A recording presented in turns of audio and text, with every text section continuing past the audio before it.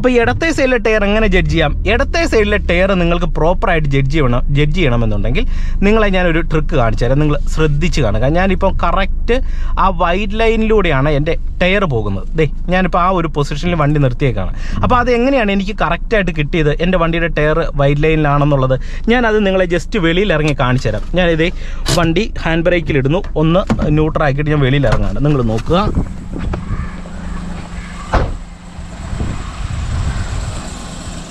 നോക്കിക്കേ, എൻ്റെ വണ്ടിയുടെ ടയർ കണ്ടോ, കറക്റ്റ് ഏകദേശം ആ ഒരു വൈറ്റ് ലൈനോട് ചേർന്നാണ് നിൽക്കുന്നത്. ഹലോ ഫ്രണ്ട്സ്, എല്ലാവർക്കും നമസ്കാരം. എല്ലാവർക്കും വീണ്ടും പുതിയൊരു വീഡിയോയിലേക്ക് സ്വാഗതം.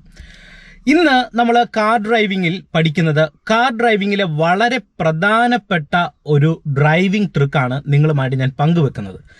അതായത് ഒരുപാട് പേർക്ക് ഡ്രൈവിങ്ങിൽ ഏറ്റവും അധികം കൺഫ്യൂഷൻ ഉള്ള ഒരു കാര്യമാണ്, നമ്മളുടെ വാഹനം ഡ്രൈവ് ചെയ്തു പോകുന്ന സമയത്ത് നമ്മുടെ ഇടത്തെ സൈഡിലെ ടയർ എങ്ങനെയാണ് പോകുന്നതെന്ന് പല ആൾക്കാർക്ക് ജഡ്ജ് ചെയ്യാൻ കഴിയാറില്ല. ചിലപ്പോൾ നമ്മൾ ഇങ്ങനെ ഓടിച്ചു പോകുന്ന സമയത്ത് റോഡിൻ്റെ ഇടത്തെ സൈഡിൽ ചെറിയ കുഴികൾ കാണാം, അല്ലെ ചെറിയ കല്ലുകൾ കാണാം. അപ്പം നമ്മൾ പോകുമ്പോൾ അതൊക്കെ ഒന്ന് ഒഴിവാക്കി പോകണമെന്നുണ്ടെങ്കിൽ ടയർ എങ്ങനെയാണ് പോകുന്നതെന്ന് കറക്റ്റ് മനസ്സിലാക്കണം.